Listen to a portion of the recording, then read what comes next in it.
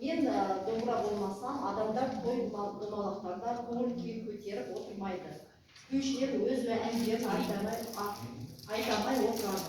Әндерді түзеп өтпейді. Себебі домбыра ол қазақ халқының ұлттық аспабы, халықтың жүрегі, досы, серіктесі. Домбырасыз қазақ өмір сүре алмайды.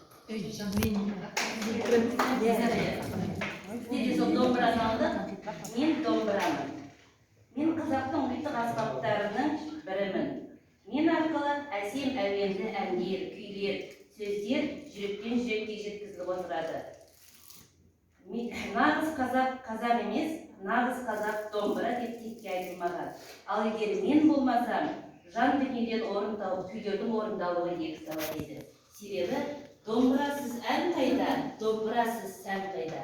Ән мен күй бар өмірде, отта лаулап жанбай ма деп.